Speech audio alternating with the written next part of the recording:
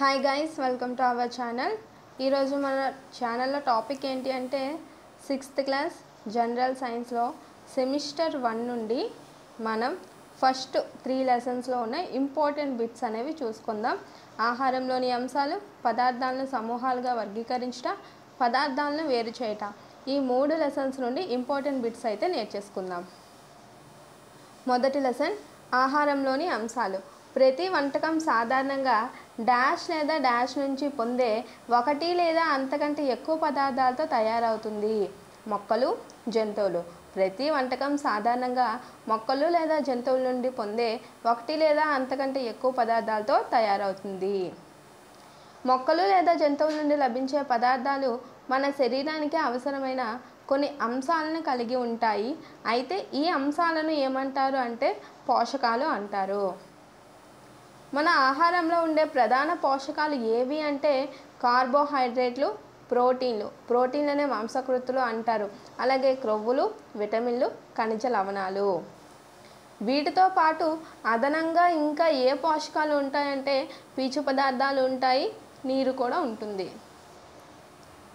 మన ఆహారంలో ప్రధానంగా కార్బోహైడ్రేట్లు ఏ రూపంలో ఉంటాయి అంటే స్టార్చ్, చక్కెరల రూపంలో ఉంటాయి. సజల అయోడిన్ ద్రావణాన్ని తయారు చేయడానికి నీటిని దేనికి కలపాలి? సజల అయోడిన్ ద్రావణాన్ని తయారు చేయడానికి నీటికి దేన్ని కలపాలి అంటే టింక్చర్ అయోడిన్. కాపర్ సల్ఫేట్ ద్రావణాన్ని తయారు చేయడానికి నీటిని దేన్ని కలపాలి అంటే 2 గ్రాముల కాపర్ సల్ఫేట్కి 100 మిల్లీలీటర్ల నీటిలో కలపాలి. అంటే 100 మిల్లీలీటర్ల నీటిలో 2 గ్రాముల కాపర్ సల్ఫేట్ కలిపితే మనకి కాపర్ సల్ఫేట్ ద్రావణం అనేది తయారవుతుంది. 100 మిల్లీలీటర్ల నీటిలో దేన్ని కరిగించడం ద్వారా కాస్టిక్ సోడా ద్రావణాన్ని తయారు చేయవచ్చు అంటే 10 గ్రాముల కాస్టిక్ సోడాను కలపడం ద్వారా కాస్టిక్ సోడా ద్రావణాన్ని తయారు చేయవచ్చు. ఆహార పదార్థం లేదా ముడి పదార్థంను తీసుకొని దానిపైన 2 లేదా 3 చుక్కల సజల అయోడిన్ ద్రావణం వేయడం వల్ల ఆహారంలో స్టార్చ్ ఉంటే ఆహారం అనేది ఏ రంగులోకి మారుతుంది అంటే నీలి నలుపు రంగులోకి మారుతుంది. ఆహారంలోని ప్రోటీన్ ఉంటే ఏ రంగులోకి పదార్థం మారుతుంది అంటే ఊదా రంగులోకి మారుతుంది. ఆహారంలో ప్రోటీన్ నిర్ధారణకు ఏ ద్రావణాలను వాడుతారు అంటే 2 చుక్కల కాపర్ సల్ఫేట్, 10 చుక్కల కాస్టిక్ సోడా. నూనె మరక ఉన్న కాగితం ద్వారా కాంతిని అస్పష్టంగా చూడగలిగితే ఆ ఆహారంలో ఏముందని నిర్ధారించవచ్చు అంటే క్రొవ్వు పదార్థం ఉందని నిర్ధారించవచ్చు. ప్రధానంగా మన శరీరానికి శక్తిని అందజేసేవి ఏవి అంటే పిండి పదార్థాలు, క్రొవ్వులు. క్రొవ్వులు అదే మొత్తంలో ఉండే పిండి పదార్థాలతో పోలిస్తే చాలా ఎక్కువ శక్తిని ఇస్తాయి. అంటే పిండి పదార్థాలు, క్రొవ్వులు 2 ఈక్వల్ క్వాంటిటీలో తీసుకుంటే ఆ రెండింటిలో ఎక్కువ శక్తిని ఏది ఇస్తుంది అంటే క్రొవ్వులు మాత్రమే ఇస్తాయి. వేటిని కలిగి ఉన్న ఆహారాన్ని శక్తినిచ్చే ఆహార పదార్థాలు అంటారు అంటే క్రొవ్వులు, పిండి పదార్థాలు. మన శరీరం యొక్క పెరుగుదల, మరమ్మతుల కోసం అవసరపడేవి ఏవి అంటే మాంసకృతులు. పిండి పదార్థాలు లభించే వనరులు ఏవి అంటే మొక్కజొన్న, మామిడి, పుచ్చకాయ, బొప్పాయి, చెరకు, బంగాళదుంప, చిలగడదుంప, గోధుమలు, బియ్యం, సజ్జలు. మొక్కల నుండి లభించే క్రొవ్వు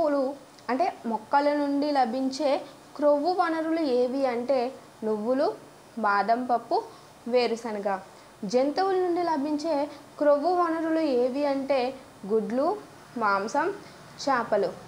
మొక్కల నుండి లభించే ప్రోటీన్ వనరులు ఏవి అంటే సోయా చిక్కుడు, కందిపప్పు, పెసలు, శనగలు, బఠానీ.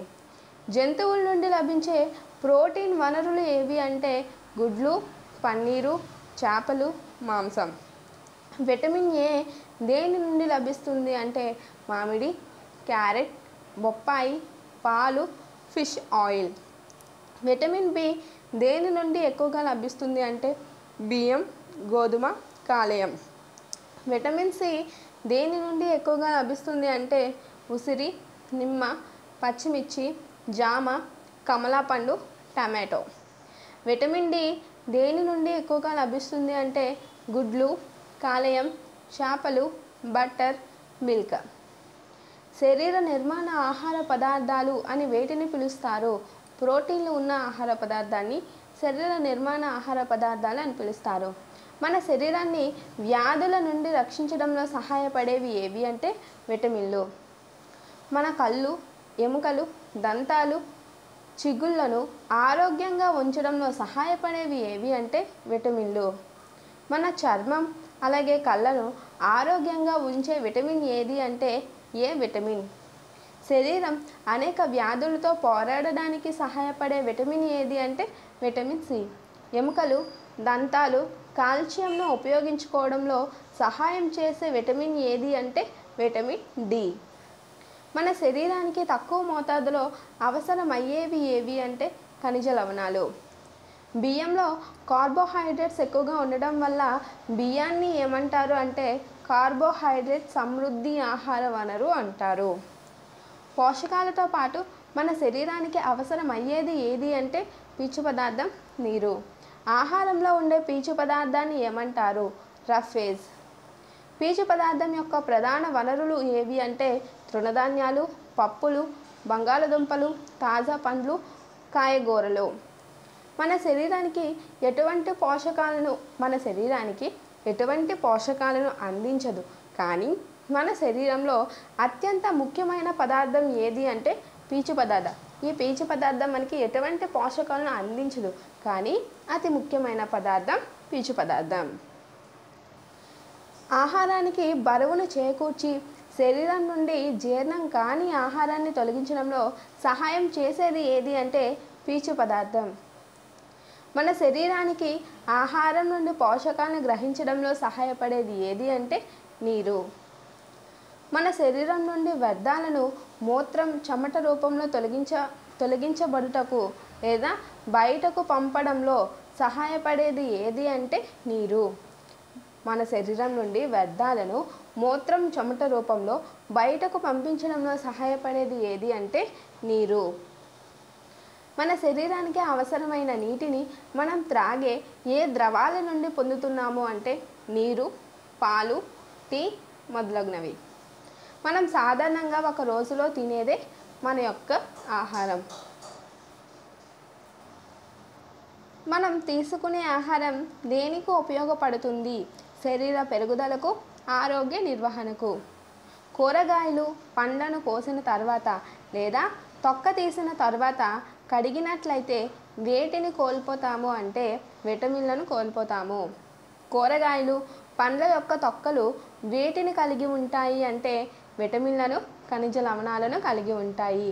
బియ్యం, పప్పులను పదే పదే కడగడం వలన వాటిలో ఏం పోతాయి అంటే వేటిని మనం కోల్పోతాము అంటే విటమిన్లను, ఖనిజ లవణాలను కోల్పోతాము.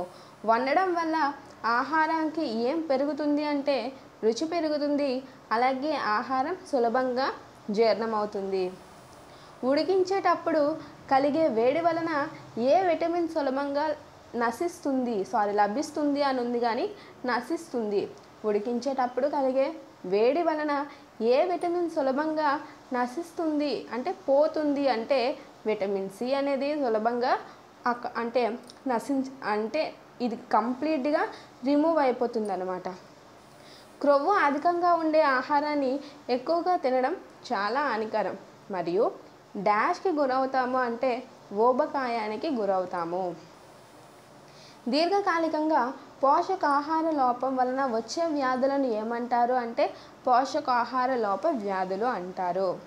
ఒక వ్యక్తి చాలా కాలం పాటు ఆహారంలో తగినంత ప్రోటీన్ తీసుకోలేకపోతే ఆ వ్యక్తిలో కనిపించే లక్షణాలు ఏవి అంటే ఎదుగుదల కుంటుపడుట, ముఖంలో వాపు, జుట్టు రంగును కోల్పోవటం, చర్మ వ్యాధులు, అతిసార ఇవన్నీ కూడా ఆ వ్యక్తిలో కనిపించే లక్షణాలు. ఆహారంలో ఏ రెండింటి లోపం ఉంటే పెరుగుదల పూర్తిగా ఆగిపోవచ్చు, అలాగే ఆ వ్యక్తి చాలా సన్నగా, నీరసంగా ఉండి కదలలేనంత బలహీనంగా ఉంటారు అంటే పిండి పదార్థాలు, ప్రోటీన్లు. ఇవి రెండూ లేకపోతే పెరుగుదల అనేది పూర్తిగా ఆగిపోతుంది. అలాగే ఆ వ్యక్తి చాలా సన్నగా అవుతారు, నీరసంగా ఉండి కదలలేనంత బలహీనంగా మారుతారు. దేని లోపం వల్ల కొన్ని వ్యాధులు లేదా రుగ్మతలు వస్తాయి అంటే విటమిన్లు, ఖనిజ లవణాలు. పోషకాహార లోపం వ్యాధులను దేని ద్వారా నివారించవచ్చు అంటే సమతుల ఆహారం. మన శరీరానికి అవసరమైన పోషకాలను సరైన పరిమాణంలో అందించడంతో పాటు తగినంత పీచు పదార్థాలను, నీటిని కూడా అందించేది ఏది అంటే సమతుల ఆహారం. సెకండ్ లెసన్, పదార్థాలను సమూహాలుగా వర్గీకరించడం. మనం వస్తువులను దేని బట్టి సమూహాలుగా వర్గీకరిస్తాము అంటే ఆకారాలు, అవి తయారైన పదార్థాలను బట్టి. మన చుట్టూ ఉండే పదార్థాలు ఒకటి కానీ అంతకంటే ఎక్కువ పదార్థాలతో కానీ తయారు చేయబడ్డాయి. ఒక పదార్థాన్ని వివిధ రకాల వస్తువుల తయారీలో వాడి ఉండవచ్చు. ఒక పదార్థం అనేది ఒకటి కానీ అంతకంటే ఎక్కువ పదార్థాలతో కానీ తయారు చేయబడవచ్చు. అలాగే ఒక పదార్థాన్ని వివిధ రకాల వస్తువుల తయారీలో వాడి ఉండవచ్చు. ఒక వస్తువు తయారీకి మనం ఎంపిక చేసుకునే పదార్థం దాని డాష్పై ఆధారపడి ఉంటుంది. అంటే మనం ఒక వస్తువు తయారీకి ఏ వస్తువునైతే ఎంపిక చేసుకుంటామో ఆ ఎంపిక చేసుకునే పదార్థం అనేది ఎలా ఎంపిక చేసుకుంటాం అంటే దేని మీద ఆధారపడి మనం ఆ వస్తువుని ఎంపిక చేసుకుంటామంటే దాని ధర్మంపై ఆధారపడతాము. అలాగే ఆ వస్తువును ఎందుకు ఉపయోగిస్తాం అన్న అంశంపై కూడా ఆధారపడతాము. ద్యుతి అంటే మెరిసే గుణం కలిగినది.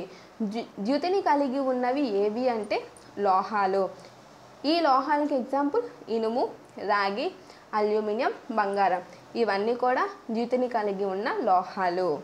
కొన్ని లోహాలు తరచూ వాటిలో డాష్ మరియు డాష్ చర్య వల్ల తమ ద్యుతిని కోల్పోయి కాంతిహీనంగా కనిపిస్తాయి అంటే గాలి, తేమ. ఈ గాలి, తేమ చర్యల వల్ల ద్యుతిని కోల్పోయి కాంతిహీనంగా కనిపిస్తాయి. లోహాల్లో కొత్తగా కోయబడిన కొన వద్ద మాత్రమే దీనిని గమనించవచ్చు, ద్యుతిని గమనించవచ్చు. ఏ పదార్థాలనైతే సులభంగా గీకగలుగుతున్నామో లేదా సంపీడనం చెందించగలుగుతున్నామో వాటిని ఏమంటారు అంటే మెత్తని పదార్థాలు అంటారు. ఎగ్జాంపుల్ దూది, స్పాంజ్. సంపీడనం చెందించలేని అలాగే గీకలేని వాటిని ఏమంటారు అంటే దృఢమైన పదార్థాలు అంటారు. ఎగ్జాంపుల్ ఇనుము. నీటిలో పూర్తిగా అదృశ్యమయ్యే లేదా నీటిలో పూర్తిగా కరిగే పదార్థాలను ఏమంటారు అంటే నీటిలో కరిగే పదార్థాలు అంటారు. నీటిలో పూర్తిగా కరగవు మరియు అదృశ్యం కాని పదార్థాలని ఏమంటారు అంటే నీటిలో కరగని పదార్థాలు అంటారు. మన శరీరంలో ముఖ్య పాత్ర పోషిస్తూ అధిక సంఖ్యలో పదార్థాలను కరిగించుకునేది ఏది అంటే నీరు. మనం ఏ వస్తువులు లేదా పదార్థాల గుండా చూడగలుగుతామో వాటిని ఏమంటారు అంటే పారదర్శక పదార్థాలు అంటారు. ఎగ్జాంపుల్ గాజు, నీరు, గాలి, ప్లాస్టిక్. మనం ఏ వస్తువులు లేదా పదార్థాల గుండా చూడలేమో వాటిని ఏమంటారు అంటే అపారదర్శకాలు. ఎగ్జాంపుల్ చెక్క, అట్ట, లోహము. ఏ పదార్థాల గుండా వస్తువులను చూడగలం కానీ స్పష్టంగా చూడలేమో, ఏ పదార్థాల గుండా వస్తువులను చూడగలం కానీ స్పష్టంగా చూడలేమో వాటిని ఏమంటారు అంటే పాక్షిక పదార్థాలు అంటారు. పాక్షిక పారదర్శకాలు అంటారు. ఎగ్జాంపుల్ నూనె పూసిన కాగితం. మనం పదార్థాలను ఎలా వర్గీకరించవచ్చు అంటే పారదర్శక పదార్థాలు, అపారదర్శక పదార్థాలు, పాక్షిక పారదర్శకాలుగా వర్గీకరించవచ్చు. పదార్థాలను సమూహాలుగా విభజించడం వల్ల వేటిని పరిశీలించటకు అనుకూలంగా ఉంటుంది అంటే ధర్మాల్లోని క్రమత్వాన్ని పరిశీలించుటకు అనుకూలంగా ఉంటుంది. పదార్థాలు మన అనుకూలత కోసం మరియు వాటి ధర్మాలను అధ్యయనం చేయడం కోసం కొన్ని సమూహాలుగా వర్గీకరించబడతాయి. థర్డ్ లెసన్, పదార్థాలను వేరు చేయటం. తేనీటి మిశ్రమం నుండి తేయాకులను వేరు చేయడానికి ఉపయోగించేది ఏది అంటే సిబ్బి గరిట. దీన్నే జాలి అంటారు. తేనీటి మిశ్రమం నుండి తేయాకులను వేరు చేయడానికి ఉపయోగపడే ప్రక్రియ ఏది అంటే వడపోత. పంట కోత సమయంలో ధాన్యంను దేని నుండి వేరు చేస్తారు అంటే దుబ్బు. దీన్నే పన అంటారు. పాలు లేదా పెరుగును చిలకడం ద్వారా దేనిని వేరు చేస్తామంటే వెన్న. ఏ ప్రక్రియలో పత్తి దారాల నుండి గింజలను వేరు చేస్తామంటే జిన్నింగ్.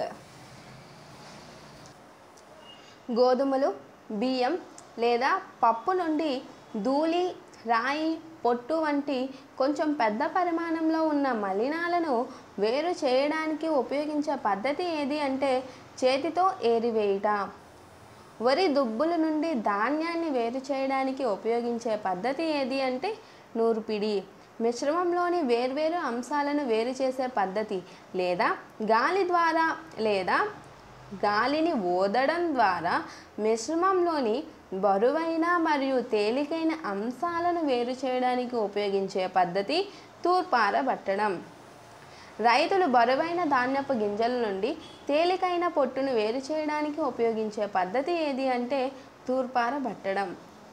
నూర్పిడి మరియు తూర్పారబట్టిన తరువాత కూడా గోధుమల్లో ఇంకా కొన్ని రాళ్ళు, పరకలు, పొట్టు ఉంటే వాటిని దేని ద్వారా తొలగించవచ్చు అంటే జల్లెడ పట్టడం.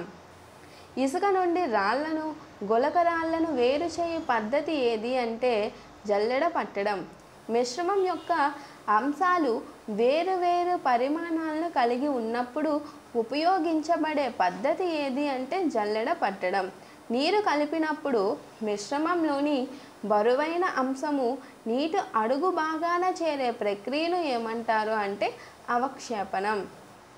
నీరు దుమ్ముతో పాటు తొలగించబడినప్పుడు జరిగే ప్రక్రియ ఏది అంటే తేర్చడం.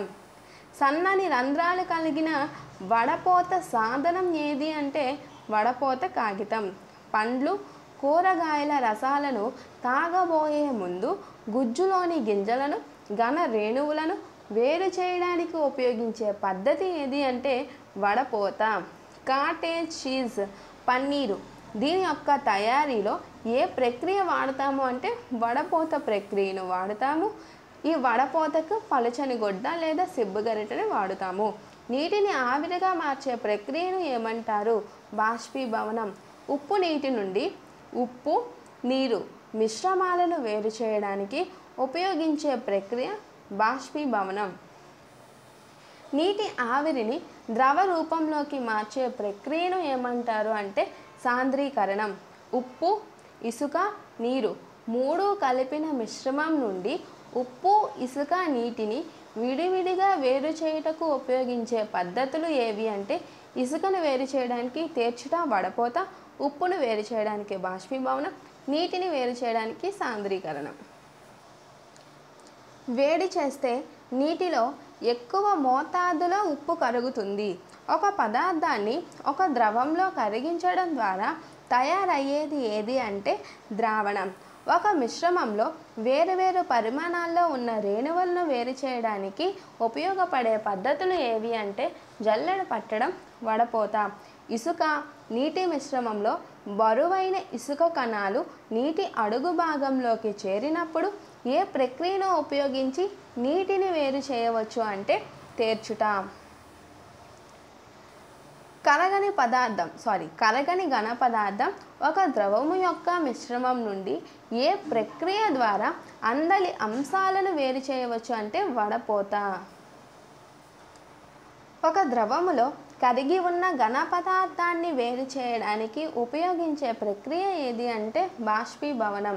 ఒక ద్రావణంలో అంతకు మించి అదనపు పదార్థములు కరగడానికి వీలు లేనటువంటి ద్రావణాన్ని ఏమంటారు అంటే సంతృప్త ద్రావణం. ఒక ద్రావణాన్ని వేడి చేయడం ద్వారా దానిలో మరింత పదార్థాన్ని కరిగేలా చేయవచ్చు. నీరు తనలో కరిగే పదార్థాలను వివిధ పరిమాణాల్లో కరిగించుకుంటుంది. సో ఇది ఫ్రెండ్స్ ఈరోజుటి వీడియో. ఈ వీడియో నచ్చితే లైక్ చేయండి, షేర్ చేయండి, సబ్స్క్రైబ్ చేయడం మాత్రం మర్చిపోకండి. Thanks for watching. మిగిలిన 4th lesson, 5th lesson, 6th లెసన్ని part 2 రూపంలో మీకు ఒక వీడియో అందించడం జరుగుతుంది. Thanks for watching.